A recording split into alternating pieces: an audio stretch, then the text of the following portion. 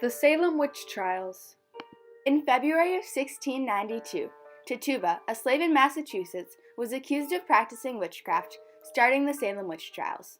The trials didn't end until May of 1693, and during this time, many people were hanged after being accused of witchcraft. This was a horrible and brutal event in history, but it brought forth the idea of being innocent until proven guilty, changing court precedent for the better. During this time, there were witch trials in other countries as well, causing superstition in Massachusetts. The people moving to Massachusetts were mainly Puritan and had a strong belief in the devil, which caused people to believe in witches and witchcraft.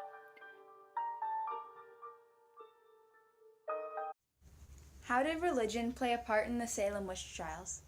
Religion is essential to the Salem Witch Trials because the people involved really believed that the devil was alive, that you would pay for your sins by, burning in hell, and that it was important to be as good of a person as possible because God would really judge you on a daily basis. There was also a smallpox epidemic right before the trials started, which caused people to be on edge and worried. Puritans believed that witches were under the control of the devil. At the time of the Salem Witch Trials, Massachusetts was not yet a state. In February of 1692, 8 girls began experiencing symptoms of witchcraft. These girls were supposedly pressured to identify the source of their affliction, and so the first 3 people accused of witchcraft were Tituba, Sarah Good, and Sarah Osborne. At Tituba's trial, she admitted that she was a witch and that both Sarahs had assisted her in practicing witchcraft. Because of her confession, Tituba wasn't hanged, but Sarah Good was hanged, and Sarah Osborne died in jail. Even though these 3 were the first accused witches, Bridget Bishop was the first to be hanged after insisting that she was innocent. When protesting her innocence, she said, "I am no witch, I am innocent, I know nothing of it." At the beginning of the trials, people with very little to no power were being accused because they didn't have the ability to defend themselves. Tituba was a slave and a woman. Because of this, she had a very low status in society and was one of the first to be accused. But as the witch hunts went on, people of higher status were accused. Why did the colony believe the witchcraft accusations? Well, we're not sure that everybody really believed it, but I think that we can appreciate how mass hysteria can spread through rumors, through people accusing neighbors, and the general idea about, this person is to blame can easily spread and become a virus in a community, just like clips do on the web or on YouTube today, spread a rumor that's not true. After Bridget Bishop's death, a formal court was established to judge the accused witches. The Court of Oyer and Terminer was convened on June 2, 1692. Before the Court of Oyer and Terminer, the trials were judged by the grand jury. This wasn't a formal court and was made up of ministers, judges, and prosecutors from Salem and nearby towns. During the earlier trials with the grand jury, most witches were found guilty. When a witch was first accused, the accuser just had to report them to their local magistrate, and most magistrates believed the accusers. If there was enough evidence, the accused witch was brought before the jury. There were 5 types of evidence at the trials. Firstly, the accused would be asked to pass a test like recite the Lord's Prayer. Secondly, their bodies were examined for physical evidence. Moles were seen as portals for Satan to enter the body. Many Puritans believed that witches would have animal companions. They believed that these animals were not only used for companionship, but also as valuable ingredients for spells. Puritans also believed that in return for an animal's help, the witch would reward the animal with a few drops of the witch's blood. The third type of evidence was witness testimony. The fourth was spectral evidence. People believed that the devil couldn't enter anyone unwilling, so the witch would have to be willing to let Satan into their body. The final test was confession. None of the people who confessed were killed, but those who protested their innocence were hanged on Gallows Hill. The Court of Oyer and Terminer used something called spectral evidence, which is where the victim can say that they had been tormented by the accused witch's ghost. But some people began to doubt spectral evidence. These people claimed that this evidence wasn't practical and that confessions were being forced through torture and weren't true. So, in October 1692, spectral evidence was banned. When this was banned, the amount of witches found guilty declined.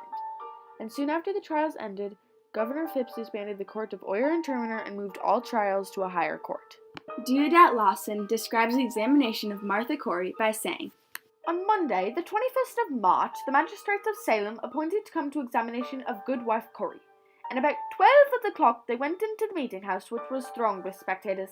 Mr. Noyes began with a very pertinent and pathetic prayer, and Goodwife Corey being called to answer to what was alleged against her, she desired to go to prayer, which was much wondered at in the presence of so many hundred people. The magistrates told her they would not admit it. They came not there to hear her pray, but to examine her and what was alleged against her. The worshipful Mr. Hathorne asked her why she afflicted those children. She said she did not afflict them. He asked her, "Who did then?" She said, "I do not know. How should I know?" Deodat Lawson, a visiting minister. There are a few theories about what really caused witchcraft symptoms. Some historians have described the girls' behavior as juvenile delinquency, saying that they were just playing a mean-spirited prank that got out of hand. Others believe that the strange behavior may have been a result from a combination of asthma, encephalitis, Lyme disease, epilepsy, child abuse, and delusional psychosis. And a final theory is that the girls were just experiencing a rare case of food poisoning in rye. Rye can get infected with ergot, which is a fungus that can cause food poisoning. Ergot thrives in moist, warm conditions, and 1692 was a super wet year. This would have helped the ergot grow. Ergot can cause muscle spasms, delusions, and seizures, which are some of the symptoms victims described. Rye was very common during this time, so it is likely the girls consumed it. The next summer was really dry, and the symptoms stopped then. During the Salem Witch Trials, 200 people were accused, and 20 were killed. 6 of these were men, and the other 14 were women. 19 were hanged on Gallows Hill, and one, Giles Corey, was pressed to death with heavy stones for remaining silent during his trial. He was 81 years old. The ages of the accused witches ranged from Dorcas Good, 5 years old, to Giles Corey, 81 years old. 2 dogs were also killed during the trials, and 7 of the accused witches died in prison.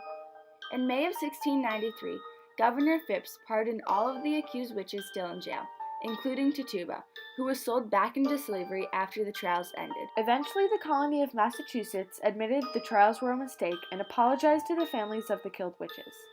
Those who were convicted had their property taken by the government, which left them and their families without home or money after the trials had ended. Even the people who had supported the witch trials originally soon realized the mistake, and on January 16, 1697, a public fast was held in Salem Village to ask God for forgiveness.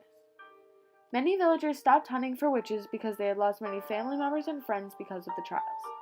The court of Oyer and Sherman was blamed for all of the wrongdoings of the trials, and because of this, the jurors and judges' society status went down and caused many jurors to flee the village.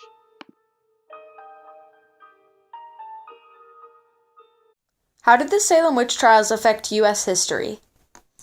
Well, first of all, they make Halloween a lot more fun because everybody knows about the Salem Witch Trials. The other issue which might be memorable is that the people who were accused were, of course, innocent. So it's important to remember that we need to evaluate the evidence before really condemning someone for something they did.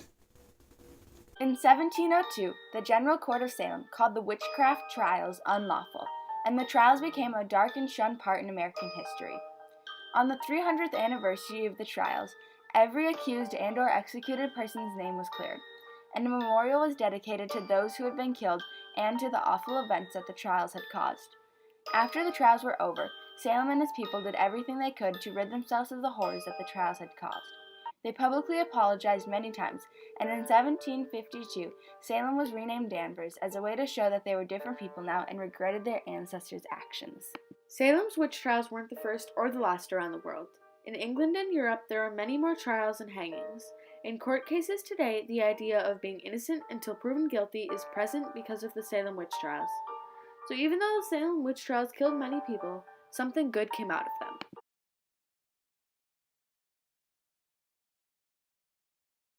And here's our annotated bibliography. Are you coming to the tree? They strung up a man, they say, who murdered 3. Strange things did happen here, no stranger would it be if we met at midnight in the hanging tree. Are you coming to the tree where a dead man called out for his love to flee? Strange things did happen here, no stranger would it be if we met at midnight in the hanging tree.